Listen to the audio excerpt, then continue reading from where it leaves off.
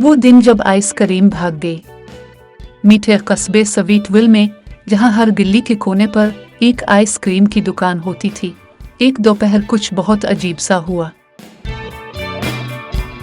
ये एक आम दिन होना चाहिए था। बच्चे उधर उधर भाग रहे थे, अपनी पसंदीदा कोन्स को चाट रहे थे और हर कोई खुश था। लेकिन फिर अचानक कस्बे की आइसक्रीम कुछ अजीब हरकत करने लगी। ये सब नमो से शुरू हुआ। नमो स्कोपिसालोट नामी कस्बे की बेहतरीन आइसक्रीम पार्लर में अपने मामूल का 3 सतहों वाला कोन ऑर्डर कर रहा था, चॉकलेट, स्ट्रॉबेरी और मिनट चुप। जैसे ही आइसक्रीम फरोश ने इसे कोन दिया, कुछ अजीब हुआ। चॉकलेट का स्कोप हिलने लगा, स्ट्रॉबेरी का स्कोप लरजने लगा और मिनट चुप ऊपर नीचे कूदने लगा। नमो एक क्लिक भी नहीं कर पाया था कि आइसक्रीम उसके कोन से छलांग लगाकर सड़क पर दौड़ने लगी।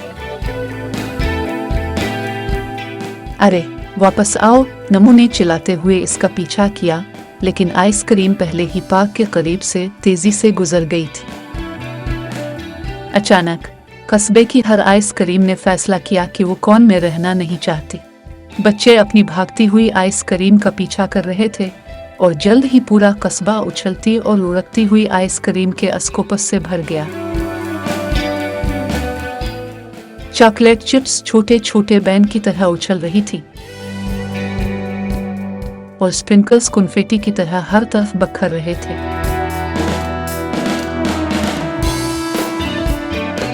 लूला, जो वेनिला आइसक्रीम का बाउल लेकर जा रही थी जिस पर रंग बिरंगे स्प्रिंकल्स थे, हैरानी से देखती रही जब इसकी आइसक्रीम एक लड़खड़ाती गेंद में तब्दील हो गई और उसके पैरों के पास से गुजरती हुई जूम कर गई। मेरी आइसक्रीम ने अभी कलाबाजी लगाई, वो हंसते हुए बोली, हाथ में चम्मच पकड़े हुए इसका पीछा करने लगी। टाउन स्क्वायर में आइसक्रीम ट्रक के ड्राइवर मिस्टर फ्रेजी हैरत से देख रहे थे कि उनकी आइसक्रीम सैंडविचेस ने वेफर के बने छोटे पाँव निकाल लिए हैं और वो सड़क पर कांगा लाइन में मार्च कर रहे हैं। ये क्या हो रहा है? वो हैरत से बोले जब आइसक्रीम बेकाबू होकर भाग रही थी। नमो, लूला और दीगर बच्चों ने एक मंसूबा बनाया। वो कस्बे के सबसे बड़े बाउल्स और चमचों की मदद से आइसक्रीम को पकड़ने की कोशिश करेंगे।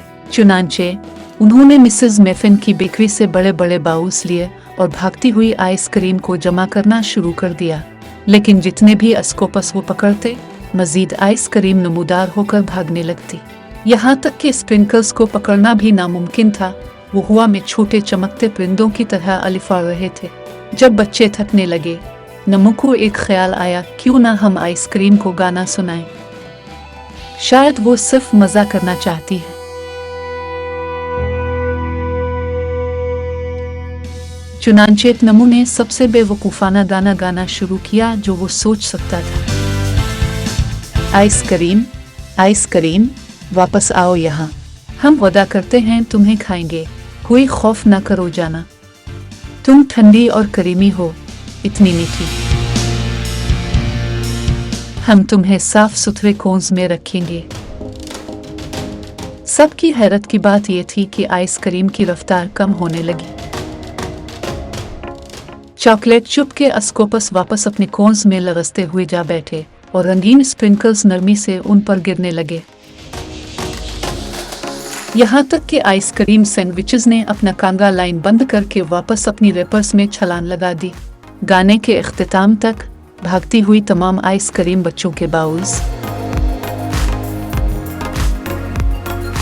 कोन्स और हाथों में वापस आ गई थी। सबने खुशी से जश्न मनाया।